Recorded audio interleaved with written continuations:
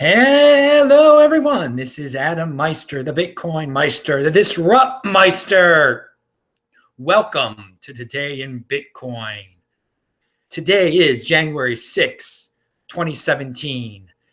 And I hope the first part of this was not cut off. Anyway, thank you for the Bitcoin. Someone sent me some Bitcoin. I wanted to mention both affiliate links I have below, one to Coinbase and one to Trezor. If you want to set up a Coinbase account, or if you want to buy a Trezor, use my links below. I get a little credit. Some people have been using the Coinbase one lately. Thanks a lot to those people and to the people who have used the Trezor one also. I'm up to 2,000 subscribers here, over it actually. So thank you, subscribers. I appreciate it. Thank you very much, everyone. We're having a blast here. So Bitcoin is down to $900. And you have to laugh a little bit, again, to be down to $900 when we were at 700, when we were at 400, 900 seemed like a dream, and it's whatever. It's nothing to panic over at all. And I will get into that right now. I will link to a tweet in the notes section, and it says Bitcoin was down 20% today, but big moves are not unusual. In the last 5 years, there have been 8 falls of 20% or more, 20 falls of 15% or more, 38 falls of 10% or more. So, okay, this is what we're dealing with, people. This is Bitcoin. Have a strong hand. Just think of all the statistics I just gave you. Have a strong hand. Don't panic sell because you'll end up regretting it. But this is a very volatile, it's a volatile asset, obviously. And they're big falls. They're going to be days when they're big falls. So don't get caught up in the FUD. Speaking of FUD, there's a Time magazine article that I will link to, and it says basically don't buy Bitcoin because it's volatile. I mean, it's ridiculous. It's ridiculous. This is how mainstream media followers get left in the dust. If you're a person who just believes Time magazine and ABC and NBC, and you like that narrative, you are going to get left in the dust here. You're going to lose out on such an opportunity. These people don't know what they're talking about. They're like 25-year-olds. I mean, young people writing for these magazines. They're not proofreading anything. They're not researching anything.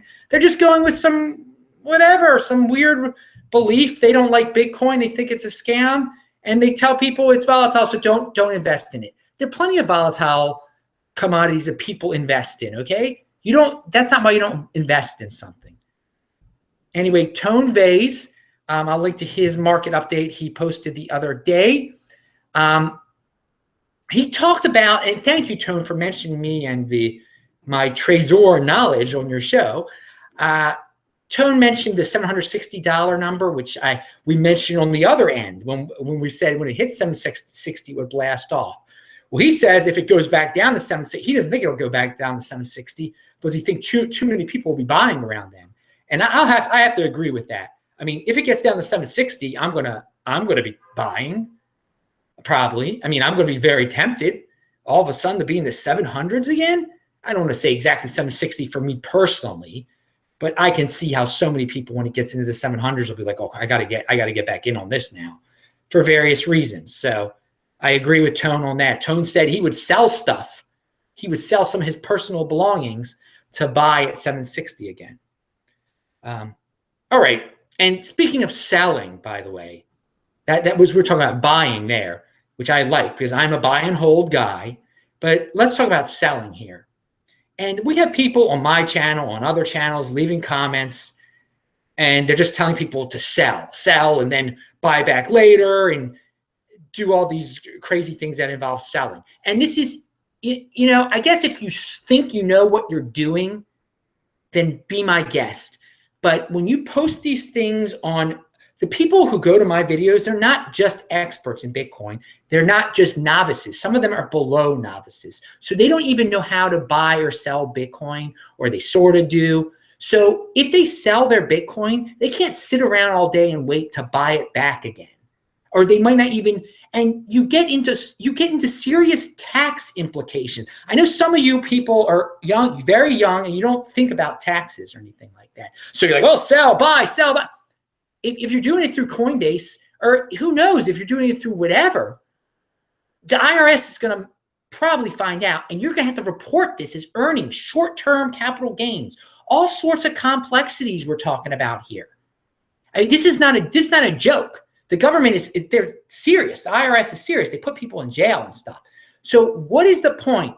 What is the point of selling just because it dropped, or you think it's going to drop or whatever, because you think you're going to buy it back later, even though you're not going to be able to? What's the point if it's now $900 and you know in the year 2020 it's going to be worth $1,000, or you know in the year 2020 it's going to be worth $2,000? Why sell now? Why not just hold and avoid tax complications, avoid the risk? It's just logical. Some people like to complicate things more than they have to. There's no need to panic sell, because it's only going to bring you grief. And hey, man, people were asking about Coinbase and the IRS and all that stuff before. Well, this is how you get yourself into that kind of trouble. If you buy, if you sell, if you flip around 15 different times on Coinbase, I think they'll notice. Anyway, $500 million trade volume we had on Bitcoin the other day. I mean, that had to be a record or close to the record. And not on, that was on the crypto coin market cap listed that as their trade volume for Bitcoin. And who knows what it really is, because the Chinese, I don't know what the heck is going on in China and their numbers. I don't believe a word that they report about their numbers. People, the mantra in the media is, oh, 90% of all trading is done in China. Well, they don't have fees in China. There's robots going back and forth, all sorts of manipulation. Don't believe it. Don't believe it. That's all I have to say about when you hear Chinese numbers. Just there's a lot going on in China, clearly, with Bitcoin, but some of this is just blown out of proportion. Brian Armstrong of Coinbase supports Segwit. He has a tweet that's out. I think that's big news, so you can look at that tweet. The Litecoin Segwit has been moved to the January 28th now. It was supposed to be January 1st. It's been moved to January 28th. I'll link to that Reddit below. Andy Hoffman has a good podcast out about Bitcoins, and he's got some China insight in it also. So I will link to that. So real analysis of the Chinese economic situation. So obviously the Chinese economic situation has did affect Bitcoin. There's no doubt about that. They tried to boost the value of the yuan, and this caused people to, they wanted people to start speculating on the yuan going down and going into things like Bitcoin. Not that they weren't targeting Bitcoin specifically. They were targeting speculators that are involved with the yuan, and they wanted to boost the price of the yuan. So this is just government intervention that only puts off the inevitable.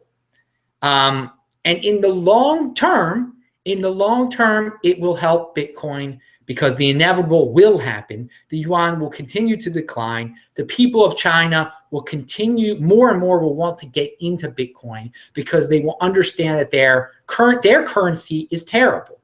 The yuan is terrible. Their economy is probably slowing down, most likely. And some of the things Trump does, they might hurt China. That's a minor thing.